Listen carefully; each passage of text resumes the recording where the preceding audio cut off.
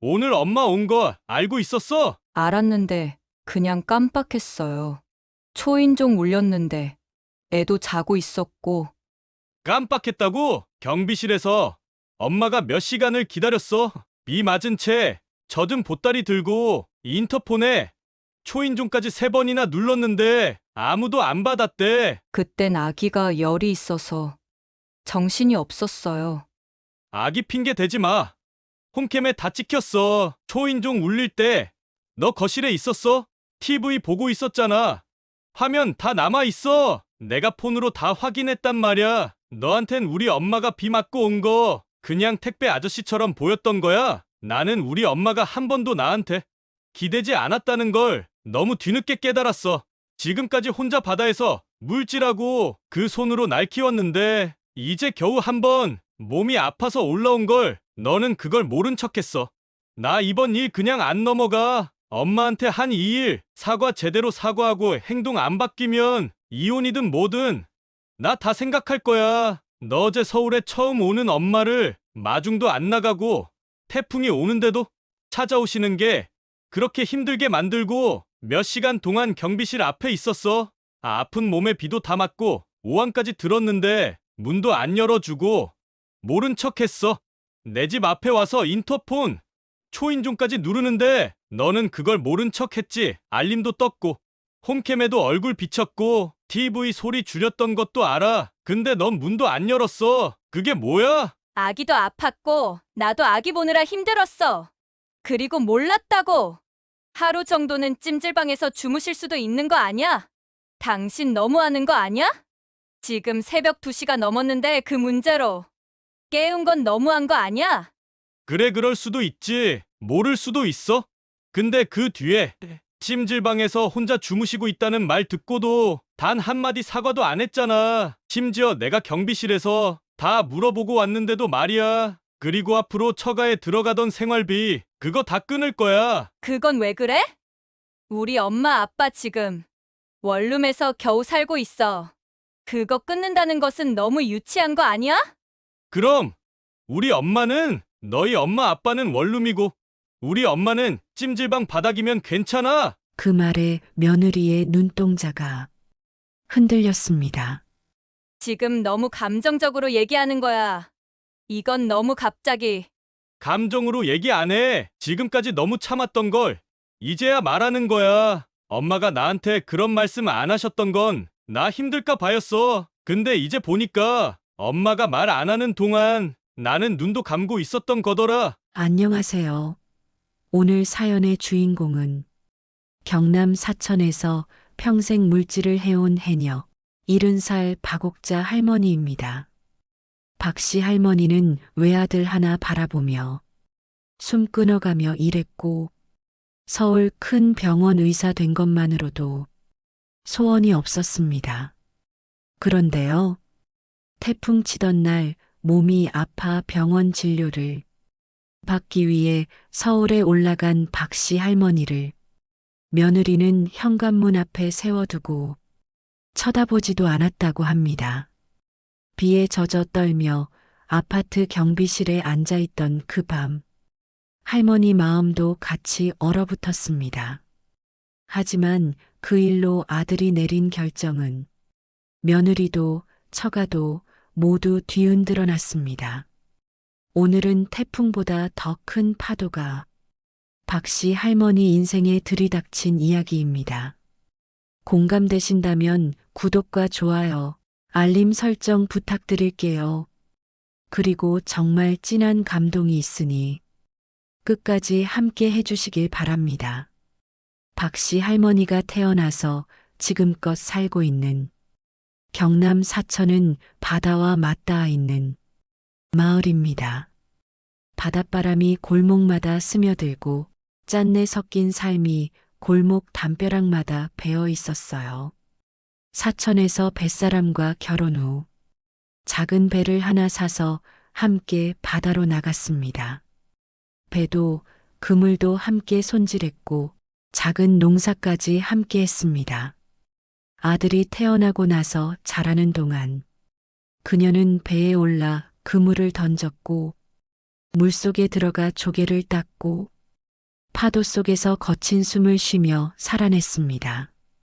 하지만 그 소중한 일상이 무너진 건 아이가 초등학교 3학년이 되던 해였습니다. 남편이 태풍 예보 속의 위험을 무릅쓰고 바다로 나간 날 돌아오지 않았습니다. 이틀 뒤 남편이 타고 나간 배는 부서진 채 떠밀려 왔습니다. 그 안엔 아무도 없었고 젊은 날의 박씨 할머니는 그 자리에서 무너졌어요. 남편이 죽은 후 아들을 키우기 위해 물질을 시작한 박씨 할머니를 동네 사람들은 극구 말렸습니다. 바다 나가지 마라. 그 사람 혼이 아직 바다 안에 있다. 하지만 그녀는 바다를 떠날 수 없었어요. 바다는 남편이 남긴 유산이었고 아들을 키워낼 유일한 방법이었고 그녀의 삶 전체였어요. 이후로 그녀는 단 하루도 물질을 쉬지 않았습니다. 매일 바닷속으로 들어갔고 체온이 떨어져 입술이 시퍼렇게 변할 때까지 물질을 했어요. 그 당시 여자들이 가장 돈을 많이 벌 수 있는 방법이었고 그건 지금도 마찬가지였습니다. 그렇게 하루하루 쌓은 돈으로 아들에게는 옷과 신발, 학용품을 사주었지만 정작 자신은 찬밥에 물을 말아 김치 한 점으로 끼니를 때우는 경우가 허다했습니다. 그런데도 그녀는 늘 웃었습니다. 아이가 책상에 앉아 조용히 책을 읽는 모습을 볼 때마다 가슴속에서 작은 불빛이 켜졌어요. 여름이면 박씨 할머니는 새벽마다 해수욕장을 청소했고 겨울엔 손이 얼도록 젓갈을 담그며 아들 학비에 좀 더 보탰습니다. 그리고 결국 아들은 서울에 있는 의대에 합격했습니다. 소식을 듣던 날 그녀는 바다 앞에 무릎을 꿇고 울었습니다. 의대를 졸업 후 아들은 전문의를 따고 종합병원에서 일하게 되었습니다. 하얀 가운에 이름표가 박힌 걸 봤을 때 그녀는 한동안 말이 나오지 않았어요. 아들은 결혼도 했고 손주도 태어났습니다. 며느리는 서울에서 나고 자란 말끔한 인상의 여자였어요. 처음 인사 왔을 때 멸치조림 냄새에 얼굴을 살짝 찡그렸던 그 표정을 박옥자 할머니는 놓치지 않았어요. 하지만 아들을 위해 애써 웃으며 반겼습니다. 손주가 태어난 뒤로는 며느리와의 대화가 더 짧아졌어요. 그래도 박씨 할머니는 신경 쓰지 않으려 했습니다. 아들만 잘 지내면 된다고 스스로를 달랬어요. 결혼식이 끝나고 손주가 태어난 이후에도 박옥자 할머니는 예전처럼 해녀 일을 멈추지 않았습니다. 그녀에겐 바다가 곧 일터였고 삶의 터전이었어요. 하지만 이상한 기운이 몸에 감돌기 시작한 건 손주가 돌을 막 지났을 무렵이었습니다. 처음엔 그냥 피로가 쌓인 줄 알았어요. 잠수복을 입고 바닷속으로 내려갈 때 예전보다 숨이 금세 가빠졌습니다. 물 위로 올라올 때마다 두 다리에 힘이 풀렸어요. 잠수복을 입고 들어가면 숨이 턱턱 막히고 가슴이 쿡쿡 쑤시는 날이 많아졌어요. 아이고, 이게 왜 이러지? 바닷속에서 올라온 그녀는 종종 무릎 위를 짚으며 숨을 고르곤 했습니다. 전에는 물 밖으로 나와도 바로 다시 잠수를 반복했는데 요즘은 바위에 앉아 쉬는 시간이 더 많아졌어요. 이제 나이 들어서 그런가? 이 정도야 별일 아니겠지. 그녀는 그렇게 자기 몸을 위로했어요. 하지만 증상은 점점 심해졌습니다. 아침마다 일어날 때면 손가락이 저려왔고 무릎이 잘 펴지지 않아 몇 걸음씩 절뚝였어요. 밥을 지으려고 쌀을 씻다 떨어뜨린 날은 눈물이 날 뻔했습니다. 어떤 날은 젓가락질도 힘들게 느껴지기도 했습니다. 가장 힘들었던 날은 조개를 캐던 도중 다리에 힘이 풀려 물속에서 중심을 잃고 쓰러질 뻔한 날이었습니다. 숨이 제대로 들이마셔지지 않아 한참을 물가에 엎드려 숨을 고르며 기침을 한 적도 있습니다. 어느 날 마을 이장 부인이 물었습니다. 영민이 엄마, 요즘 왜 그렇게 힘들어 보이냐? 혹시 순병 온 거 아냐? 그 순간 그 말이 귓가에 박혔습니다. 순병은 해녀들 사이에서 전해 내려오는 무서운 이름이었어요. 몸속에 생긴 기포가 혈관을 막고 감각을 잃게 하고 심하면 죽음에 이를 수도 있다는 병. 이름부터가 숨이 막히는 병이었어요. 그녀는 밤새 뒤척이며 고민했습니다. 결국 며칠 뒤 진주에 있는 대학병원을 찾기로 결심했어요. 서울까지는 엄두도 안 났습니다. 서울은 TV에서만 보던 다른 세상이었어요. 병원 접수 창구에서 처음 오셨습니까? 라는 말을 듣고 그녀는 민망하게 고개를 끄덕였습니다. 얘 평생 병원은 감기 말고 와본 적이 없어요. 접수한 진료 대기표를 들고 긴 복도 의자에 앉았습니다.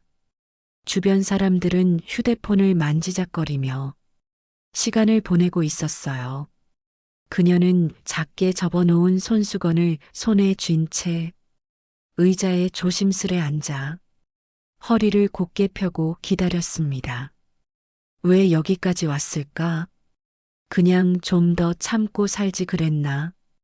괜히 아픈 티 내면 아들한테 걱정 끼칠 텐데 생각하니 마음속이 복잡해졌어요. 진료실 문이 열렸고 번호가 불리자 그녀는 천천히 의사 앞에 앉았습니다. 오랜 시간 해녀 일을 하셨다고요? 의사의 질문에 그녀는 고개를 끄덕였습니다. 네, 거의 30년 넘게요. 그동안 딱히 크게 아픈 적은 없었어요. 의사는 정밀 검사 결과를 보며 말을 이어갔습니다. 어머님, 지금 나타나는 증상들은 잠수병 초기로 보입니다. 정확한 명칭은 감압병 혹은 잠수병이에요. 박옥자 할머니는 의사의 입에서 나온 그 말을 무겁게 받아들였습니다. 순병 그거군요. 목소리가 떨렸어요. 그렇습니다. 잠수 중 체내에 축적된 질소 기포가 갑작스러운 수압 변화로 혈관과 신경을 자극합니다. 그래서 관절통, 신경저림, 마비, 호흡곤란까지 나타날 수 있어요.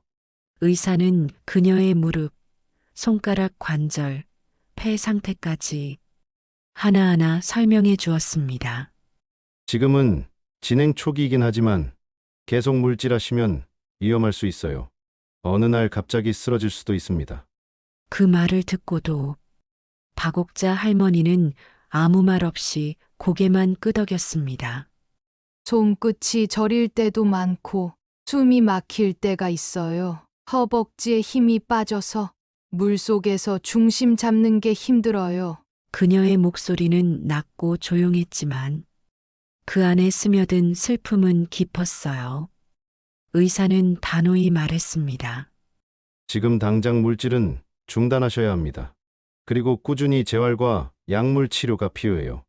진료를 마치고 복도 끝 창문 앞에 섰을 때 박옥자 할머니는 빗방울이 흘러내리는 유리창을 바라봤습니다. 그 작은 빗방울이 바다처럼 느껴졌어요. 이제 그만 바다랑 인사할 때가 됐나. 그렇게 지겹던 바다였는데 막상 그만두라니 왜 이렇게 가슴이 아프냐. 그녀는 가방 속에 진료지를 조용히 접어 넣었습니다. 집으로 돌아오는 길, 비닐봉지에 담긴 병원 약 봉투가 무겁게 느껴졌어요. 며칠 동안 그녀는 물질을 나가지 않았습니다. 대신 해산물 손질하는 공방에서 손님들에게 멸치, 조개를 팔며 시간을 보냈어요. 몸은 조금 나아졌지만 마음은 더 아팠습니다. 바다 소리가 그립고 그늘에 말라가는 그물 냄새가 허전했어요. 진료를 받고 집에 돌아온 날, 박옥자 할머니는 병원에서 받은 약봉투를 그대로 식탁 서랍 안에 밀어 넣었습니다. 그 약을 꺼내보는 것조차 꺼림칙하게 느껴졌어요. 검사 결과지에 적힌 잠수병이라는 글자를 마주한 순간 마치 자신의 이름 대신 병명이 써 있는 듯한 착각이 들었습니다. 이게 내 몸이구나. 마음이 휑했습니다. 밤이면 손끝이 바늘에 찔리듯 저려왔고 아침이면 무릎이 뻣뻣하게 굳어 침대 끝에 앉아 한참을 주무르곤 했어요. 밥을 하려다가도 반찬통 뚜껑을 여는 손에 힘이 없어 몇 번이고 떨어뜨리는 날이 많았습니다. 그럴 땐 혼잣말로 중얼거렸습니다. 참, 별게 다 어렵네. 이런 것도 힘들다니. 그래도 누구한테 말하진 않았습니다. 아들은 바쁘고 며느리와는 더 이상 대화를 나눌 거리도 없었어요. 하루는 통증이 너무 심해 멸치를 손질하다 말고 의자에 주저앉았습니다. 숨이 가빠져 한동안 말을 못했고 식은 땀이 뺨을 타고 흘러내렸어요. 그 순간 그녀는 진료지를 다시 꺼내 들었습니다. 낡은 약봉투 끝자락을 만지작거리며 깊은 한숨을 쉬었어요. 아들한테 얘기해야 하나. 아냐, 걱정하게 뭐하러 그래. 걔도 집안일, 병원일 바쁜데. 그날 밤 잠결에도 몸이 욱신거려 몇 번이고 뒤척였습니다. 창문 밖엔 파도가 일렁이는 소리가 났고 그 소리조차 위로보단 서러움이 되어 들렸어요. 며칠을 그렇게 버텼습니다. 그러다 어느 날 아들에게 전화가 왔습니다. 엄마 요즘은 잘 지내세요? 어디 불편하신 데는 없으시고요? 그녀는 습관처럼 대답했습니다. 뭐 그럭저럭 그냥 그대로지 뭐. 하지만 그날따라 그 말이 혀끝에서 뭉개져 나왔습니다. 진짜로 아무렇지도 않은 척하는 것이 너무 힘들었어요. 수화기 너머에서 아들의 말이 끝나자 잠시 정적이 흘렀고 그 틈을 못 견디고 결국 입을 열었습니다. 요즘 좀 다리가 자주 저리고 숨쉬기가 좀 힘들어졌다. 순간 말끝이 떨렸습니다. 그 말 한마디 꺼내는데 며칠을 고민한 걸 아들은 알 리 없었어요. 수화기 너머의 아들 목소리가 확 달라졌습니다. 뭐라고요? 엄마, 그거 언제부터야? 왜 지금까지 말을 안 하셨어요? 그녀는 작게 웃으며 넘기려 했습니다. 아휴, 뭐 나이 들면 다 그런 거지. 별일은 아닐 거야. 그러자 아들은 단호한 목소리로 말했습니다. 아니요. 엄마 그건 그냥 넘어가면 안 돼요. 지금이라도 병원 다니셔야 해요. 약도 드셔야 하고 일도 이제 그만두세요. 그 말에 박옥자 할머니는 잠시 말을 잃었습니다. 그녀의 두 눈은 이미 젖어 있었고 한동안 손바닥으로 눈가를 가리고 있었습니다. 그만두긴 뭘 그만둬. 일 안 하면 난 뭐하고 살아. 텃밭에도 싹이 올라왔는데. 그녀의 목소리는 점점 작아졌고 아들은 그 말을 끊었습니다. 엄마, 이제 물질하지 마세요. 이제부터는 내가 엄마 생활비 보낼게요. 엄마는 그냥 좀 쉬어요. 평생 고생만 하셨잖아요. 그 말은 바닷바람보다 따뜻했습니다. 그녀는 한동안 아무 말도 못한 채 수화기를 손에 쥔 채 눈을 감았어요. 그리고 며칠 뒤 주말 아침 현관문이 조용히 열리고 아들이 서 있었습니다. 엄마, 나 왔어요. 그 말에 박옥자 할머니는 멈칫했습니다. 꿈인 줄 알았어요. 아들은 그대로 다가와 그녀가 앉아 있는 식탁 맞은편에 조용히 앉았습니다. 그의 눈빛은 단단했고 한 손으로 그녀의 손을 감싸며 말했습니다. 엄마 기억나세요? 내가 어릴 때 새벽마다 도시락 싸주시던 거 물에서 갓 올라오셔서 손이 다 불어 있었잖아요. 그녀는 작게 웃으며 고개를 끄덕였습니다. 그 손으로 밥 짓고 반찬 싸고 나 그 도시락 덕에 컸어요. 이제 내가 엄마 밥 해줄게요. 엄마 병원도 내가 같이 가요. 그 말에 박옥자 할머니는 참았던 눈물을 쏟았습니다. 말없이 그저 고개를 숙인 채 손등으로 눈을 닦았어요. 이 나이에 내가 내 집에 얹혀 사는 것도 좀 그렇잖냐. 그러자 아들은 조용히 고개를 저었습니다. 엄마가 있어야 우리 집이 진짜 집이에요. 절대 부담 아니에요. 아니, 나는 그냥 여기서 살 거야. 아파트 생활이, 도시 생활이 나한테 익숙하지는 않아. 그리고 오히려 불편할 것 같아. 그날 저녁 두 사람은 함께 고등어를 구워 먹었습니다. 오랜만에 뚝배기에 된장찌개를 끓이고 밥을 2공기나 먹었어요. 식탁에 마주 앉은 건 정말 오랜만이었습니다. 어릴 때 아들에게 밥을 떠주던 손으로 이젠 아들이 어머니에게 나물을 올려주고 있었어요. 박옥자 할머니는 밥을 먹다 말고 숟가락을 내려놓으며 말했습니다. 이렇게 앉아서 밥 먹는 것도 얼마만인지 모르겠다. 아들은 조용히 웃으며 그녀를 바라봤습니다. 그리고 잠시 머뭇거리더니 입을 열었어요. 엄마, 사실 오늘 내려온 이유가 있어요. 엄마 상태 그냥 두면 안 될 것 같아서 내가 서울 병원에 진료 예약 다 해놨어요. 박옥자 할머니는 순간 숟가락을 멈췄습니다. 그 말이 의외였고 그 말에 담긴 무게가 너무도 크게 느껴졌어요. 병원, 서울 병원까지 왜? 그녀는 의아해했지만 아들의 눈빛은 흔들림이 없었습니다. 진주 병원에서도 정확한 치료 어려워요. 거기선 초기 진단만 했던 거잖아요. 엄마 상태 그냥 순병 수준이 아니에요. 서울에 올라와서 제대로 검진받고 좋은 치료 시작하셔야 해요. 박옥자 할머니는 한참 말이 없었습니다. 입을 꾹 다문 채 된장찌개 국물만 바라봤어요. 서울까지 내가 그 먼 데까지 병원 치료 받으러 간다고? 아들은 어머니가 흔쾌히 대답하지 않자 무릎을 탁자 밑에서 꿇으며 말했습니다. 엄마, 내가 오늘 이렇게 내려온 건 그 말 하려고 온 거예요. 엄마가 서울로 와주셨으면 해서요. 그게 나한테 제일 큰 소원이야. 그 말에 박옥자 할머니의 입술이 떨렸습니다. 한편으로는 든든했고 한편으로는 미안했어요.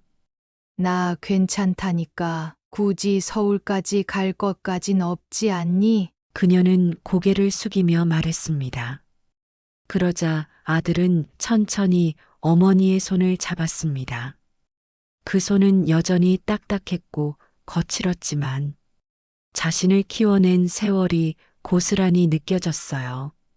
엄마 손이 이렇게 굳었는지 몰랐어요. 이 손으로 날 여기까지 키워준 거잖아요. 이제는 내가 엄마 건강 지킬 차례예요. 그 말은 박옥자 할머니가 더 이상 아무 말도 하지 못하게 했습니다. 아들은 손에 들고 있던 서류를 꺼내 그녀 앞에 펼쳤습니다. 서울의 큰 병원 외래 진료 예약서였습니다. 다 준비해놨어요. 엄마는 몸만 올라오시면 돼요. 차표도 끊어드릴게요. 터미널엔 며느리가 마중 나올 거예요. 그녀는 더 이상 버틸 수 없었습니다. 그날 밤 방에 들어가 이불을 덮으며 그녀는 오랜만에 마음 놓고 울었습니다. 며칠 뒤 박옥자 할머니는 낡은 보따리를 쌌습니다. 진료기록지와 약봉투, 서울병원 예약증, 그리고 손주에게 줄 사천의 꿀빵과 며느리가 좋아하는 직접 말린 멸치를 넣었어요. 마당 텃밭에 심어둔 가을 채소의 새싹이 올라오는 걸 한참 바라보다 작게 중얼거렸습니다. 조만간 다시 오마. 이젠 너희가 아니라 내 몸을 먼저 살펴야겠네. 그리고 서울행 버스에 몸을 실었습니다. 차창 밖엔 가을비가 조용히 내리고 있었습니다. 그날 새벽 하늘은 이미 눅눅했습니다. 예보에 따르면 태풍이 제주도를 지나 서울로 올라오고 있었고 경남 사천의 바람도 평소보다 강하게 불고 있었습니다. 버스는 사천을 출발해 진주, 대전, 천안을 거치며 고속도로 위를 미끄러지듯 달렸습니다. 창문에 맺힌 물방울이 하나둘 흘러내렸고 그 길을 따라 박옥자 할머니의 시선도 멍하니 흘렀어요. 그녀는 몇 번이고 손가방 속 종이를 꺼내봤습니다. 거기엔 아들 집 주소와 병원 이름, 며느리 번호가 적혀 있었어요. 서울 사람이 많다더니 과연 그렇겠지. 그래도 며느리가 마중 나온다 했으니 겁낼 거 없다. 그녀는 그렇게 마음을 붙들고 차창에 비친 흐릿한 자기 얼굴을 바라보며 숨을 고르곤 했습니다. 오후 3시 20분경 버스는 서울 센트럴 터미널에 도착했습니다. 안내방송이 울리고 사람들이 하나둘 일어났습니다. 그녀도 보따리를 챙겨 조심스럽게 차에서 내렸습니다. 버스 문이 열리는 순간 비바람이 온몸을 훑고 지나갔습니다. 서울의 공기는 사천 바닷바람과는 전혀 달랐습니다. 차갑고 오염된 공기는 그 안엔 익숙한 냄새가 전혀 없었어요. 어디에 있을까? 그녀는 두리번거리며 주위를 살폈습니다. 도시 사람들의 발걸음은 빨랐고 표정은 굳어 있었으며 그 누구도 그녀처럼 가만히 서 있는 노인을 돌아보지 않았습니다. 보따리를 왼손에 들고 그녀는 발돋움하듯 고개를 빼며 며느리의 얼굴을 찾았습니다.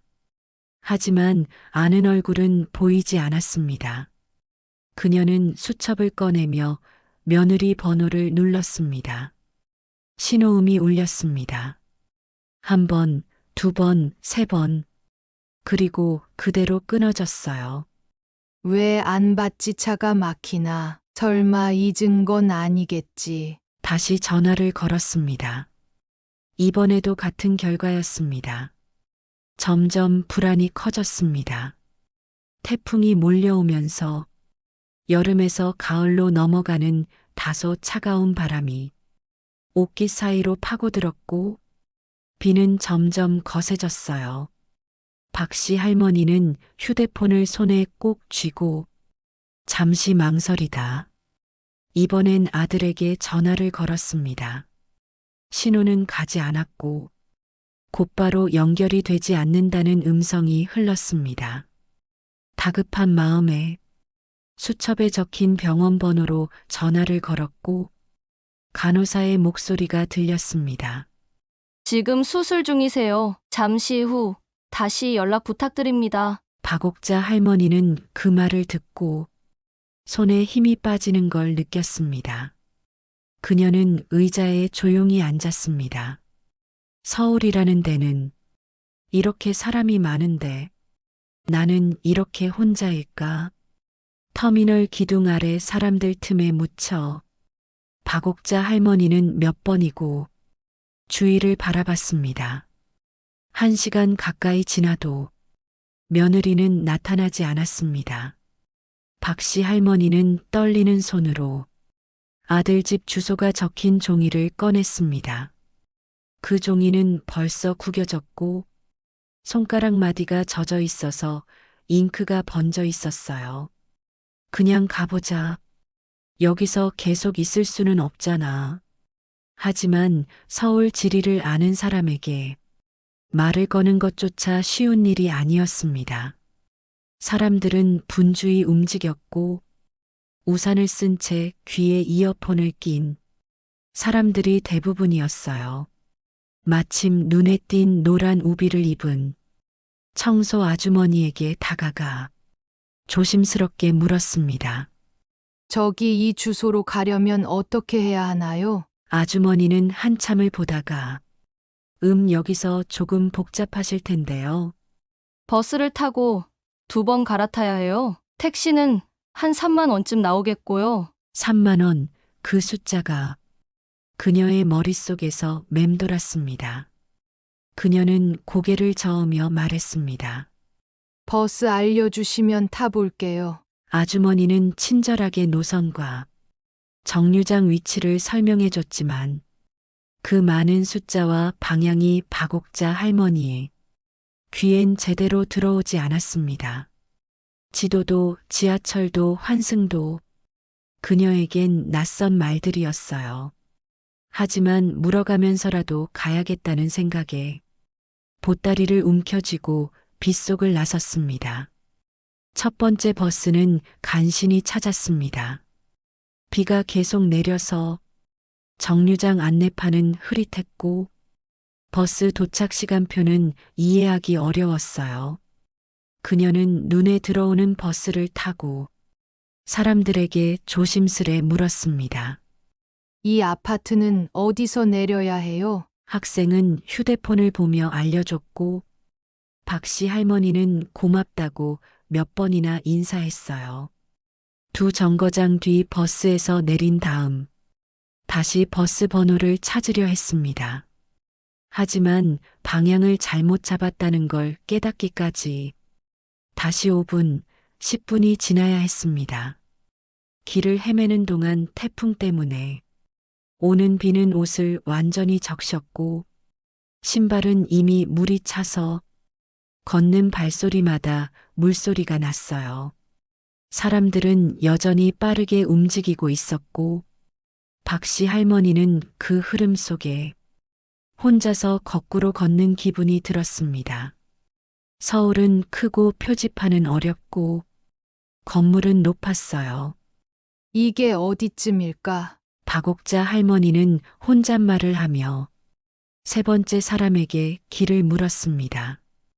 그 사람은 빠르게 걸음을 멈췄고 그 아파트요? 여기서 좀 더 올라가셔야 해요. 횡단보도 건너서 왼쪽으로 꺾고 2 블럭 가면 나와요. 말은 친절했지만 그 길은 다시 복잡했고 보따리는 어깨를 눌렀습니다. 그녀는 잠시 멈춰 보따리를 땅에 내려놓고 숨을 골랐습니다.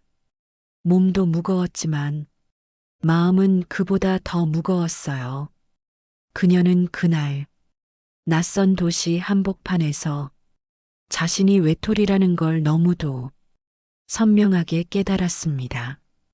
그리고 2시간이 지난 뒤에야 그녀는 아들 집이 있는 아파트 앞 정문 앞 경비실에 다다를 수 있었습니다. 경비실 앞 벤치에 앉아 박옥자 할머니는 무릎 위에 보따리를 올려놓고 젖은 손수건으로 얼굴을 닦았습니다. 온몸이 젖어 있어 몸에 한기도 드는 것 같았습니다.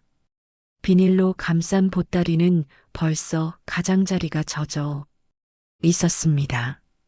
그녀는 그걸 무릎 위에 고이 올려놓고 손으로 몇 번이나 닦았어요. 경비가 조심스럽게 물었습니다. 아들 집 호수는 어떻게 되세요? 11동 703호요. 며느리가 마중 나오기로 했는데 연락이 안 되네요. 경비는 고개를 끄덕이고 경비실에 있는 인터폰을 눌렀습니다. 잠시만요. 어머님, 연결해 보겠습니다. B- 몇 초간 울리는 소리 그리고 이어진 무반응. 경비는 다시 눌렀습니다. 이번엔 조금 더 길게 기다렸어요. 인터폰 소리는 분명 울렸을 텐데 받지는 않았습니다. 경비가 박씨 할머니를 바라보며 조심스럽게 말했습니다. 응, 아무도 안 받으시네요. 다시 한번 해볼게요. 세 번째 인터폰을 눌렀을 때 경비의 목소리는 조금 더 조심스러워졌습니다. 박옥자 할머니는 고개를 숙인 채 손가락을 움켜쥐었습니다. 왼손 약지마디가 욱신거렸고 손끝은 이미 감각이 무뎌졌습니다. 경비는 눈치를 보며 말했습니다. 아무래도 지금 집에 안 계신 걸 수도 있고요. 혹시 아드님 다른 연락처 있으세요? 아들한테도 아까 전화했는데 병원에서 수술 중이라고만 하더라고요. 경비는 고개를 끄덕이며 말했습니다. 그럼 여기서 조금만 기다려 보세요. 혹시 안에 계셨다가 나중에 응답하실 수도 있으니까요. 박옥자 할머니는 고개를 끄덕였습니다. 보따리를 끌어안고 벤치 끝자리에 조용히 앉았습니다. 그때가 오후 6시 30분. 비는 여전히 굵게 쏟아졌고 바람이 점퍼 속까지 스며들었어요. 경비실 안에선 TV에서 조용히 뉴스 소리가 흘러나왔고 박씨 할머니는 아무 말 없이 밖을 바라봤습니다. 몇 분 후 경비가 조심스레 다시 인터폰을 눌렀습니다. 하지만 이번에도 반응은 없었습니다. 경비실 안은 따뜻했습니다.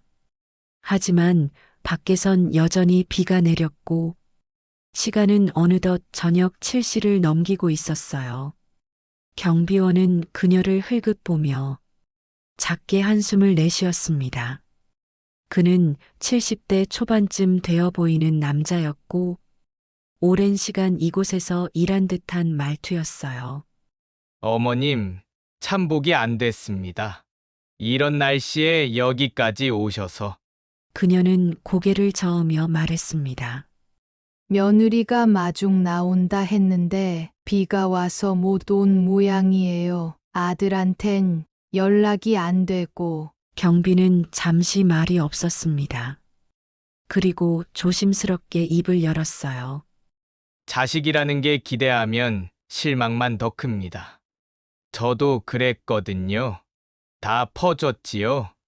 대학 보내고 결혼시키고 전세금까지 해줬는데 이제는 전화 한 통 안 옵니다. 그래서 지금 여기서 경비 일하고 있어요. 박옥자 할머니는 조용히 그의 말을 들었습니다. 고개는 숙이고 있었지만 두 손이 가만히 떨리고 있었어요. 경비는 말을 이어갔습니다. 너무 기대지 마세요. 기대하면 서운함만 남습니다.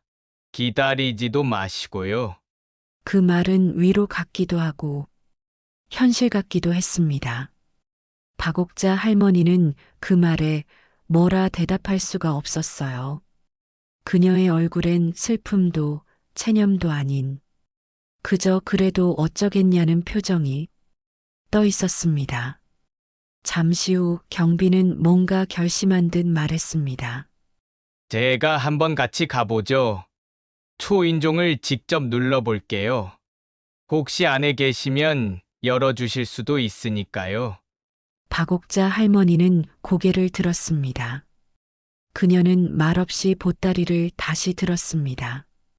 두 사람은 조용히 아파트 복도를 향해 걸어갔어요. 엘리베이터 안에서 경비는 무거운 침묵을 깨듯 말했습니다. 어머님 마음 단단히 먹으세요. 혹시라도 문을 안 여시면 너무 상처받지 마시고요. 그녀는 짧게 대답했습니다.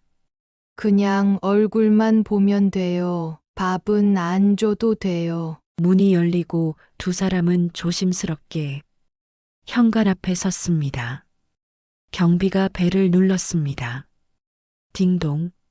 초인종 소리가 실내로 울려 퍼졌습니다. 잠시 뒤 아파트 안에 설치된 홈캠이 켜졌고 거실 TV 옆 스탠드 아래 알림등이 깜빡였어요. 며느리는 아이를 침대에 눕힌 채 휴대폰을 만지다 잠들었고 초인종 소리에 눈을 떴습니다. 택배인가? 그녀는 몸을 일으켰다가 홈캠 화면을 슬쩍 들여다봤습니다. 화면 속엔 비에 젖은 시어머니가 보였습니다. 머리는 젖은 채 이마에 붙어 있었고 보따리는 한 손에 들고 있었습니다. 그 옆엔 경비가 서 있었고요. 며느리는 그 순간 잠시 망설였습니다. 비 오는데 저렇게 젖어서 오셨네. 근데 집안 비린내 나면 어떡하지? 바닷가에서 해녀 일하신다는데 아기한테 냄새 배면 안 좋은데. 며느리는 그대로 화면을 꺼버렸습니다. 손으로 화면을 내리듯 닫고 소파에 다시 몸을 눕혔어요. 그냥 못 들은 걸로 하자. 어차피 지금 열어도 뭐 해드릴 수도 없고 비 오는데 안 온 줄 알자. 그리고는 다시 담요를 덮었습니다. 방 안은 따뜻했고 박옥자 할머니는 여전히 문 앞에 서 있었어요. 현관 앞에서 경비는 문 쪽을 바라보다 조심스레 말했습니다. 아무래도 안에 계신 것 같긴 한데 안 봤네요. 박옥자는 웃음처럼 짧은 숨을 내쉬었습니다. 괜찮아요. 다 괜찮아요. 그녀는 한 발 뒤로 물러섰습니다. 그리고 현관 앞 매트 끝자락을 한참 동안 바라보다가 고개를 돌렸습니다. 하지만 이상했습니다. 어딘가에서 느껴지는 인기척, 불 켜진 방, TV 소리. 그녀는 그것들을 상상하며 고개를 떨구었습니다. 그녀는 스스로를 탓하기 시작했습니다. 비를 맞고 앉아 있는 게 누구 때문이 아니라 자기 탓인 것처럼 느껴졌어요. 경비원은 말없이 그 옆에 서 있었습니다. 아까보다 더 미안한 표정이었습니다. 경비원이 다시 말했습니다. 어머님, 이 근처에 찜질방이 하나 있어요. 여기서 걸어서 10분쯤. 조금 춥고 비도 많이 오니까 거기 가보시는 게 어떨까요? 그녀는 대답하지 못했습니다. 말이 목구멍에서 멈췄고 그저 고개만 끄덕였어요. 보따리는 무겁게 젖어 있었습니다. 손바닥이 눅눅했고 걸음은 천천히 그러나 더디게 이어졌어요. 찜질방으로 향하는 길을 몰라 2번이나 되돌아갔고 가로등 아래에서 지도를 다시 물어봤습니다. 찜질방에 도착했을 때 박씨 할머니는 더 이상 걷는 힘이 없었습니다. 락커 키를 받고 젖은 옷을 벗어 사물함에 넣고 수건 하나 덮은 채 구석 바닥에 조용히 앉았습니다. 몸보다 마음이 더 젖어 있었습니다. 따뜻하다는 감각조차 그날따라 너무 멀게 느껴졌어요. 낯선 곳이라 잠이 오지 않아 뒤척이고 있는데 새벽 2시 휴대폰 진동이 울렸습니다. 엄마 지금 어디예요? 들려오는 아들의 목소리는 한숨이 섞여 있었고 그 안에 조급함이 가득 담겨 있었어요. 그녀는 조용히 대답했습니다. 찜질방이야. 너희 집 갔었는데 아무도 없어서 경비실에 있다가 그냥 왔어. 그 말 한 줄에 그녀가 겪은 모든 시간이 담겨 있었습니다. 담담한 말투에 아들은 단번에 느꼈습니다. 숨소리가 떨리듯 이어졌고 조용히 말했습니다. 엄마, 거기 계세요. 지금 바로 갈게요. 아들의 차는 어두운 도로를 미끄러지듯 달렸습니다. 빗줄기는 와이퍼를 넘어가며 유리를 가렸고 아들은 한 손으로 운전대를 쥔 채 계속 이를 악물고 있었어요. 그는 입술을 꾹 다물었습니다. 병원에서 아무리 피곤했던 날도 엄마가 도시락 싸주던 날만큼 따뜻한 적은 없었습니다. 그 도시락엔 젖은 미역 냄새가 배어 있었고 손등엔 소금기 자국이 남아 있었어요. 그 손으로 자신을 키운 사람이 지금 찜질방 바닥에 있다는 게 믿기지 않았습니다. 찜질방 문이 열리고 박옥자 할머니가 보따리를 들고 일어나자 아들은 다가와 아무 말 없이 그녀를 안았습니다. 엄마, 미안해요. 정말 미안해요. 그녀는 고개를 저으며 말했습니다. 됐다. 너까지 그러지 마라. 차 안으로 돌아와 그대로 아파트 단지로 향했습니다. 곧장 경비실로 들어갔고 박옥자 할머니는 차 안에 앉아 있었습니다. 경비는 놀란 눈으로 그를 바라보았습니다. 저 오늘 저녁에 오셨던 어머님, 정말 죄송합니다. 제가 괜찮습니다. 그 대신 그때 어떤 상황이었는지 정확히 말씀 좀 해주세요. 경비는 조심스럽게 설명을 이어갔습니다. 오후 6시쯤에 오셨어요. 인터폰 눌렀는데 아무도 안 받으시더라고요. 3번 눌러도 반응이 없었습니다.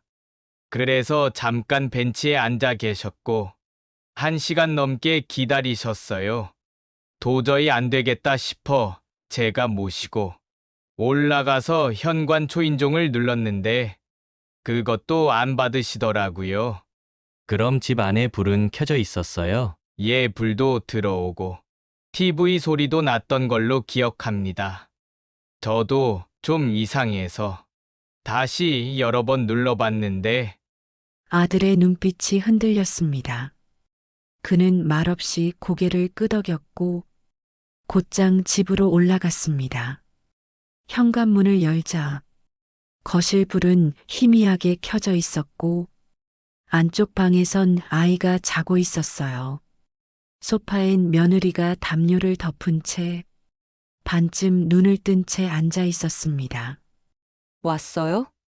그녀는 조용히 말했지만 그의 표정이 평소와 다른 걸 단박에 알아챘습니다. 오늘 엄마 온 거 알고 있었어? 그 물음은 짧았지만 그 안에 담긴 감정은 너무도 깊었습니다. 며느리는 순간 고개를 떨궜습니다. 알았는데 그냥 깜빡했어요. 초인종 울렸는데 애도 자고 있었고 깜빡했다고? 아들의 목소리가 조금씩 높아졌습니다. 경비실에서 엄마가 몇 시간을 기다렸어. 비 맞은 채 젖은 보따리 들고 인터폰에 초인종까지 3번이나 눌렀는데 아무도 안 받았대. 그땐 아기가 열이 있어서 정신이 없었어요. 아기 핑계 대지 마. 홈캠에 다 찍혔어. 초인종 울릴 때 너 거실에 있었어? TV 보고 있었잖아.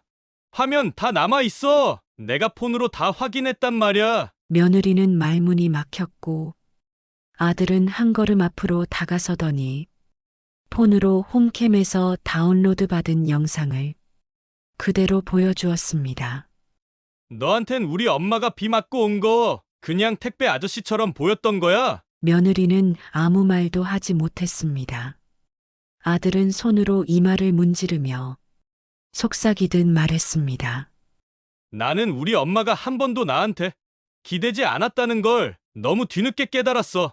지금까지 혼자 바다에서 물질하고 그 손으로 날 키웠는데 이제 겨우 한 번 몸이 아파서 올라온 걸 너는 그걸 모른 척했어. 박옥자 할머니는 결국 고개를 돌렸습니다.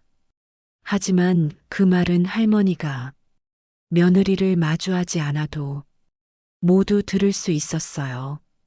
할머니는 현관문 뒤에서 조용히 등을 벽에 붙이고 눈을 감았습니다. 거실 한가운데 시간이 멈춘 듯 고요했습니다. 아들의 눈빛은 더 이상 이전과 같지 않았고 그의 말 한마디 한마디는 이 집의 공기를 바꿔놓았어요. 나 이번 일 그냥 안 넘어가. 엄마한테 한 이 일, 너 사과 제대로 사과하고 행동 안 바뀌면 이혼이든 뭐든 나 다 생각할 거야. 그 말이 떨어지자 거실에 흐르던 모든 소리가 멈춘 듯 했습니다. 멀리서 들려오던 냉장고 소리조차 이질적으로 느껴졌고 아이의 잔 숨소리조차 또렷하게 들려왔어요. 할머니는 여전히 문 너머에 서 있었습니다. 손은 떨리고 있었고 가슴은 조여왔습니다. 하지만 그 말은 결코 며느리만을 향한 것이 아니었어요. 아들은 그동안 자신이 외면하고 지나친 시간들에 대해 스스로에게도 울컥 쏟아내고 있었어요. 너 어제 서울에 처음 오는 엄마를 마중도 안 나가고 태풍이 오는데도 찾아오시는 게 그렇게 힘들게 만들고 몇 시간 동안 경비실 앞에 있었어. 아픈 몸에 비도 다 맞고 오한까지 들었는데 문도 안 열어주고 모른 척했어. 내 집 앞에 와서 인터폰 초인종까지 누르는데 그는 소파에 앉은 며느리를 향해 서 있었습니다. 손은 꽉 쥐어졌고 한쪽 눈가엔 핏줄이 선명히 떠 있었어요. 너는 그걸 모른 척했지. 알림도 떴고 홈캠에도 얼굴 비쳤고 TV 소리 줄였던 것도 기억나. 근데 넌 문도 안 열었어. 그게 뭐야? 며느리는 말이 없었습니다. 소파에 깊게 파묻힌 그녀는 손끝으로 담요 끝을 말아쥐고만 있었어요. 그래, 그럴 수도 있지. 모를 수도 있어. 근데 그 뒤에 찜질방에서 혼자 주무시고 있다는 말 듣고도 단 한마디 사과도 안 했잖아. 심지어 내가 경비실에서 다 물어보고 왔는데도 말이야. 아들의 목소리는 점점 낮아졌지만 그 낮음 안에 묵직한 분노가 담겨 있었습니다. 아들은 잠시 말을 멈추고 천천히 고개를 돌렸습니다. 거실 안쪽 문 살짝 넘어 자신의 어머니가 서 있다는 걸 알고 있었어요. 하지만 지금 이 말은 누구보다 자신을 향한 각성이었습니다. 그리고 앞으로 처가에 들어가던 생활비 그거 다 끊을 거야. 그 순간 소파에 앉아 있던 며느리의 눈빛이 번쩍 달라졌습니다. 무언가 예기치 못한 충격이 밀려든 듯 몸이 순간적으로 굳었어요. 그건 왜 그래? 우리 엄마 아빠 지금 원룸에서 겨우 살고 있어. 당신이 도와준다 해서 그나마 그럼 우리 엄마는 너희 엄마 아빠는 원룸이고 우리 엄마는 찜질방 바닥이면 괜찮아? 그 말에 며느리의 눈동자가 요동쳤습니다. 하지만 대답하지 못했어요. 아들은 그 틈을 놓치지 않고 말을 이었습니다. 난 지금까지 너네 부모님께 뭐라도 도움이 되길 바랐어. 그게 내 가족이라고 생각했으니까. 하지만 이제 보니까 그게 우리 엄마 앞길 막고 있었더라. 내가 매달 보내는 그 돈이면 우리 엄마 일 안 해도 됐어. 물질도 그만둘 수 있었고 서울 병원도 더 일찍 올라오셨을 거야. 근데 너는 내 부모 걱정만 하느라 우리 엄마한텐 현관문도 안 열었어. 아들의 말이 쉴 새 없이 쏟아졌습니다. 그건 단지 생활비 끊겠다는 말이 아니었습니다. 그건 지금까지 자신의 선택을 처음으로 내 사람 기준으로 바꾸겠다는 결심이었어요.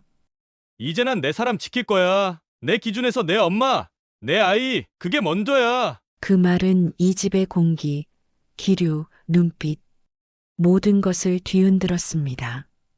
며느리는 당황한 기색을 감추지 못했고 두 눈을 깜빡이며 그제야 처음으로 남편의 눈을 정면으로 바라봤어요. 지금 너무 감정적으로 얘기하는 거야. 이건 너무 갑자기. 그는 고개를 저었습니다. 감정으로 얘기 안 해. 지금까지 너무 참았던 걸 이제야 말하는 거야. 엄마가 나한테 그런 말씀 안 하셨던 건 나 힘들까 봐였어. 근데 이제 보니까 엄마가 말 안 하는 동안 나는 눈도 감고 있었던 거더라. 말을 마친 아들은 다시 한번 현관 쪽으로 시선을 돌렸습니다. 박옥자 할머니는 문 앞에 그대로 서 있었습니다. 두 손으로 보따리를 안은 채 몸을 벽에 살짝 기대었어요. 그녀는 조용히 입술을 깨물었습니다. 그게 자식의 울분이든 변명 없는 다짐이든 그 무엇도 어미인 그녀에겐 애틋하고 소중했습니다. 그때 아들이 마지막 말을 던졌습니다. 지금 말 안 하면 당신이 나한테 해왔던 모든 사과가 다 거짓이야. 며느리는 일어서서 천천히 고개를 숙였습니다. 입을 떼는데 시간이 걸렸습니다. 그리고 마침내 작은 목소리로 말했습니다. 죄송해요. 제가 너무 몰랐어요. 너무 철이 없었어요. 어머님, 죄송해요. 거실 바닥에 무릎을 꿇은 그녀는 무릎 위로 손을 모으고 손끝을 꼭 잡았습니다. 박옥자 할머니는 그 모습을 조용히 바라봤습니다. 거실엔 여전히 무거운 공기가 흐르고 있었습니다. 며느리는 사과를 했고 그 목소리는 분명 떨림이 있었지만 아들의 마음은 쉽게 풀리지 않았어요. 그는 고개를 끄덕이지도 고개를 돌리지도 않았습니다. 두 손은 여전히 무릎 위에서 꼭 쥐어진 채 그 자리에 그대로 앉아 있었어요. 박옥자 할머니는 조용히 그 모습을 지켜보다 슬며시 거실에서 빠져나왔습니다. 자식들 앞에 오래 서 있는 것도 그 마음의 무게까지 짊어지는 것도 이미 오래된 습관이었어요. 할머니는 작은 방의 방문을 닫고 손에 들고 있던 보따리를 조심스럽게 방 구석에 내려놓았습니다. 거실 한편 시간은 새벽 3시를 향해 흐르고 있었습니다. 아들은 침대에 누웠지만 눈을 감지 못했습니다.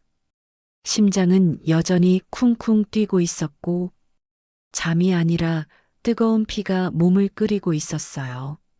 그는 결국 이불을 걷어차고 휴대폰을 손에 들었습니다. 연락처 목록을 천천히 훑었습니다. 그리고 손이 멈춘 곳은 장모님 번호였습니다. 그는 스스로에게 그렇게 말하며 단호하게 통화 버튼을 눌렀습니다. 신호가 2번 울리고 장모의 목소리가 나른하게 이어졌습니다. 여보세요, 누구세요? 저예요. 사위예요. 아, 사위, 무슨 일이야? 지금 몇 시인데? 아들의 목소리는 낮고 조용했지만 그 안엔 분명한 단호함이 담겨 있었어요. 이 시간에 전화드려서 죄송한데요. 지금 안 하면 앞으로 영영 못할 것 같아서요. 장모는 놀란 듯 목소리를 가다듬었습니다. 무슨 일인데 무슨 일이 있었던 거니? 그는 숨을 크게 들이쉬고 마침내 말했습니다. 어머니, 이제부터 처가에 보내던 생활비 끊겠습니다. 뭐, 이유는 간단해요. 저희 어머니가 오늘 서울에 올라오셨는데 문 앞에서 비 맞고 몇 시간 동안 서 계셨어요. 터미널에 마중도 안 갔고요. 제가 집사람에게 그리 신신당부를 했는데도 비가 오니까 귀찮다고 안 나갔더라고요. 장모는 당황한 듯 말을 잇지 못했습니다. 저 그동안 착한 사위라고 생각하셨죠? 한 번도 큰 소리 낸 적도 없고 돈 얘기도 불평도 한 적 없었고요. 그렇지. 항상 고마웠지. 근데요, 그 고마움의 대가가 우리 어머니 찜질방 바닥에서 자는 거였다면 저는 이제 그런 착한 사위 안 하겠습니다. 장모의 목소리는 점점 작아졌습니다. 정말 그런 일이 있었니? 네, 있었어요. 그리고 제가 오늘 처음으로 엄마한테 분노 대신 미안함을 느꼈습니다. 그동안 왜 말씀 안 하셨을까? 왜 그렇게 꾹 참으며 우리를 바라보셨을까? 어머니, 죄송하지만 이젠 제 기준으로 삽니다. 처가 일은 처가가 책임지세요. 저는 우리 엄마 챙기겠습니다. 장모는 침묵했고 그 사이 시간은 새벽 3시 14분을 넘기고 있었습니다. 내일 뵙고 자세히 말씀드릴게요. 지금은 이 말씀만 드리고 싶어서요. 그동안 감사했습니다. 하지만 이제부터 각자 인생은 각자 책임져야 할 것 같아요. 전화를 끄는 아들은 손에 들고 있던 휴대폰을 천천히 내려놓았습니다. 바깥은 비가 그쳤고 창밖 가로등 불빛이 유리창에 길게 번져 있었습니다. 이제야 처음으로 그는 눈을 감았습니다. 하지만 그 눈꺼풀 뒤엔 어머니가 보따리를 꼭 끌어안고 찜질방 온돌 위에 누워있던 장면이 선명하게 맴돌고 있었어요. 아침 햇살이 희미하게 거실 창문 사이로 스며들 무렵 박옥자 할머니는 식탁에 조용히 앉아 있었습니다. 밤새 한숨도 자지 못한 눈동자는 붉었고 그녀의 앞엔 아직 풀지 못한 보따리가 조심스럽게 내려져 있었어요. 그 보따리는 밤새 물기까지 말랐지만 그 안에 담긴 마음은 아직 젖은 채 그대로였습니다. 거실 쪽에선 가볍게 툭툭 튀는 발소리가 들렸고 뒤따라 들리는 조심스러운 슬리퍼 소리는 며느리의 것이었어요. 서로 마주보지 않아도 어색한 공기가 식탁을 감싸고 있다는 걸 두 사람은 잘 알고 있었습니다. 박옥자 할머니는 손에 들고 있던 물컵을 조용히 내려놓았습니다. 어머님, 며느리의 목소리는 작고 망설임이 가득했습니다. 한참 동안 입을 떼지 못하다 결국 조심스럽게 입을 열었어요. 어제 현관 앞에서 어머님이 비에 젖은 걸 그냥 보고도 제가 문을 안 열었어요. 아기 핑계로 제 편함만 생각했어요. 박옥자 할머니는 고개를 돌렸습니다. 죄송해요. 정말 죄송해요. 그땐 너무 제 생각만 했어요. 그래서 말을 이어가지 못한 며느리는 입술을 깨물며 고개를 숙였습니다. 손등 위에 눈물이 하나 떨어졌고 그제야 박옥자 할머니는 조용히 숨을 내쉬었습니다. 사람이 살다 보면 실수도 하지. 나도 그랬고. 할머니는 손을 뻗어 며느리의 손등을 살며시 덮었습니다. 그 손은 거칠고 단단했고 바닷물과 세월에 절여진 주름이 고스란히 남아 있었어요. 그래도 이렇게 말해줘서 고맙다. 진심이구나 싶어. 내가 얼마나 서운했는지 말로는 다 못해도. 그 말에 며느리는 결국 눈물을 쏟아냈습니다. 그 순간 거실 뒤쪽 침묵을 지키고 있던 아들은 조용히 고개를 숙였습니다. 그는 아무 말도 하지 않았지만 그 눈빛엔 할머니에 대한 안도감이 들어 있었습니다. 며칠 후 아들의 진료 예약일이 돌아왔습니다. 할머니는 거듭 혼자 갈 수 있다고 말했지만 이번만큼은 며느리가 고집을 꺾지 않았어요. 택시 잡아놨어요. 같이 가요, 어머님. 택시 안 두 사람은 처음으로 나란히 앉았습니다. 창밖의 풍경은 변함없이 바빴지만 그 사이 두 사람 사이엔 말없이 생겨난 따뜻함이 흐르고 있었어요. 병원 대기실에서 며느리는 의사에게 먼저 설명을 건넸습니다. 어머님이 예전에 해녀일을 오래 하셨어요. 그때 다친 것들이 누적돼서. 박옥자 할머니는 잠시 며느리를 바라봤습니다. 그 설명 안엔 이해와 배려가 들어 있었고 그녀는 그 따뜻함에 마음이 놓였어요. 의사는 CT 영상을 가리키며 말했습니다. 잠수병이 생각보다 깊게 진행됐습니다. 이젠 절대 물에 들어가시면 안 됩니다. 폐가 약해져서 호흡이 매우 불안정해요. 박옥자 할머니는 담담히 고개를 끄덕였습니다. 오히려 속이 후련했습니다. 이젠 더 이상 바다에 미련을 두지 않아도 된다는 걸 공식처럼 누군가가 알려주는 듯 했어요. 병원을 나오면서 며느리는 조심스럽게 물었습니다.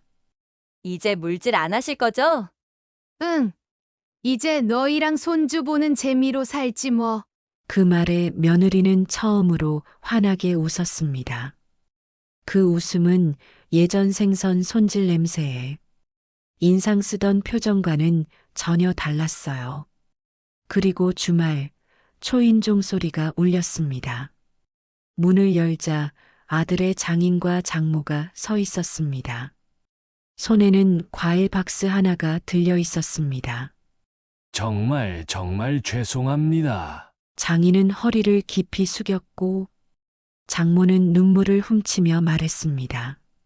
딸을 그렇게 키운 게 아닙니다.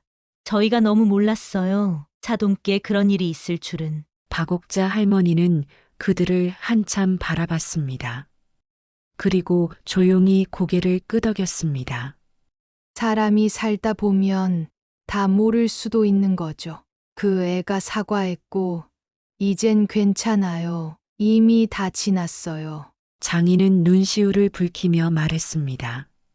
앞으론 저희도 딸 잘 교육하겠습니다. 손주도 가족도 이제 제대로 챙기겠습니다. 그 말에 할머니는 다시 한번 고개를 끄덕였습니다. 그날 이후 무언가가 달라지기 시작했어요. 서울에서 머무는 동안 며느리는 박옥자 할머니의 식사부터 병원 진료, 치료까지 꼼꼼히 챙겼습니다. 검사 일정도 체크하고 병원 동행도 스스로 나섰어요. 어머님, 내일은 검사 있으니까 아침은 미음 드시는 게 좋을 것 같아요. 그래, 뭐든 괜찮아. 그럼 제가 낙지죽 해드릴게요. 기운 나시게요. 며느리의 손길도 눈빛도 예전과는 완전히 달라져 있었어요. 설날이 다가오자 며느리가 먼저 물었습니다. 이번 명절엔 내려가실 거죠? 아이랑 같이 가요. 손주가 바다 보고 싶다고 했어요. 지난번에 사천 갔던 거 기억난대요. 박옥자 할머니는 조용히 웃었습니다. 그 웃음 안엔 그래, 이제 우리 가족이 맞구나. 그런 마음이 담겨 있었어요. 며느리는 더 이상 비린내의 인상을 쓰지 않았습니다. 오히려 박옥자 할머니가 손질한 여러 가지 생선들로 반찬을 만들어주기도 했어요. 며느리가 만든 멸치볶음을 젓가락으로 집어 손주 밥 위에 올리며 말했습니다. 이건 외할머니도 친할머니도 해주셨던 반찬이야. 우리 손주 2배로 사랑받는 거야. 어느 날 아침 박옥자 할머니는 손주와 함께 시장에 다녀왔습니다. 이거 네가 좋아하는 새우깡 맞지? 응. 근데 왜 2개야? 하나는 너 주고 하나는 할머니 먹으려고. 그 말에 손주는 까르르 웃었습니다. 박씨 할머니는 이젠 물질도 그만두었고 땅도 좀 쉬게 하고 있습니다. 혼자 있는 시간이 많아졌지만 그게 그렇게 쓸쓸하진 않아요. 사람 마음이라는 게 참 한 번 젖고 한 번 말라야 그제야 말랑해지는 것 같습니다. 며느리도 많이 달라졌어요. 같이 병원도 다니고 식사도 챙겨주고 무뚝뚝한 줄 알았는데 그 속에 따뜻한 데가 있었더라고요. 아들도 말은 안 해도 눈빛 하나로 마음을 다 보여줍니다. 예전엔 나보다 더 작던 손이 이젠 박씨 할머니 어깨를 감싸줄 만큼 커졌더라고요. 손주 녀석은요. 이제 저만 보면 달려와 안깁니다. 할머니, 새우깡 사왔어요? 하고요. 그 웃음 하나면 세상 모든 서운함이 싹 사라지네요. 살아보니 사람한테 기대지 말라는 말 다 맞는 것 같기도 하지만요. 또 사람한테 기대야만 다시 살아갈 힘이 생기는 것도 맞는 말이더라고요. 혹시 지금 영상을 보시는 분들 중에 박옥자 할머니처럼 혼자 마음속 말 안 하고 속으로 꾹 참는 분들 계시다면 한 번쯤은 내 속마음 조심스레 꺼내 놓으셨으면 좋겠습니다. 오늘 이야기 끝까지 들어주셔서 감사합니다. 결국은 며느리를 용서해준 박씨 할머니, 그 아들의 선택이 과연 옳은 것이었나 하는 생각도 듭니다. 여러분의 생각을 댓글로 남겨주세요. 사연이 남겨준 울림이 있었다면 구독과 좋아요, 그리고 알림 설정까지 꼭 부탁드릴게요. 감사합니다.